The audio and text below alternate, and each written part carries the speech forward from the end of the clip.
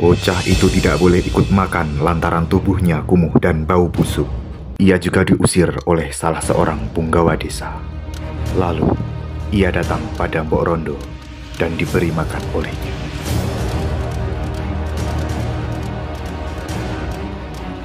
Lidi dicabut bocah itu. Lalu, terjadilah.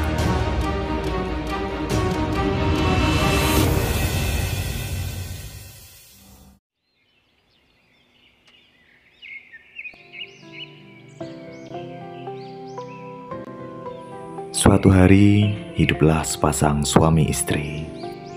Sang suami berniat melakukan tapa di suatu gunung. Lalu, istrinya yang tengah hamil itu ditinggalinya keris dan lonceng. Suaminya berpesan bahwa keris tidak boleh dipangku. Suami kini telah berangkat bertapa dan naas. Kealpaan istri memangku keris dari suaminya. Keris menghilang dan masuk ke dalam perut istri.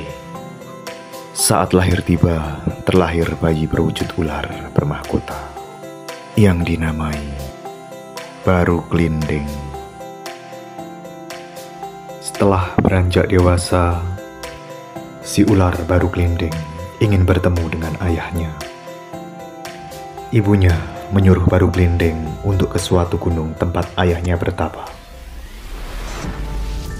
Dengan dibekali lonceng atau kelindingan, Baru Klinding menuju gunung yang dimaksud.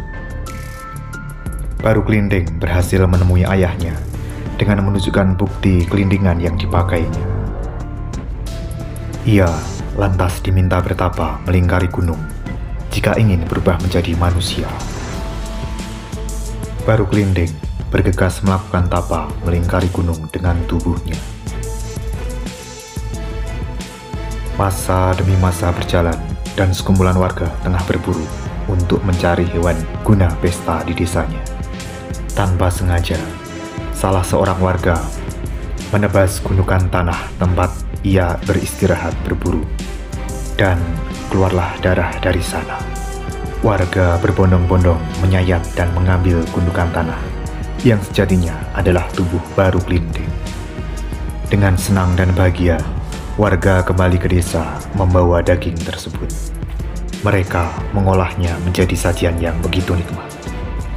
Sedang Baru Klinding tiba-tiba berubah menjadi bocah yang penuh dengan luka sayat dan berdarah, lagi bau, serta kumal.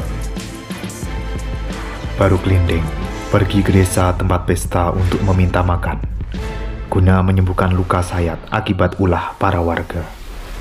Namun, bocah itu tidak boleh ikut makan lantaran tubuhnya kumuh dan bau busuk. Baru Klinding lantas pergi dan menuju orang tua yang dikenal dengan Mbok Rondo. Mbok Rondo kebetulan tidak memasak daging ular tersebut karena ia tidak memilikinya. Lalu diberi makan seadanya. Baru Klinding berpesan pada Mbok Rondo, jika terjadi sesuatu di desa ini, segeralah naik ke lumpang dan entong serta lesung, maka Mbok Rondo akan aman.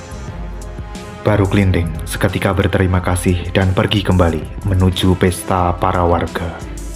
Ia menarik perhatian para warga dengan membuat sayembara mencabut lidi yang ia tancapkan di tanah. Tak ada yang mampu mencabutnya, bahkan para punggawa desa pun tak ada yang mampu. Akhirnya, lidi dicabut bocah itu. Lalu, terjadilah. Air mengucur deras, dan semakin deras, hingga menggenangi desa. Mbok Rondo memegang pesan Baru Klinding. Ia selamat dari bencana dengan menaiki lumpang, serta mendayungnya dengan centong dan lesungnya. Kini, desa itu terendam menjadi rawa, yang kini dikenal dengan Rawa Pening.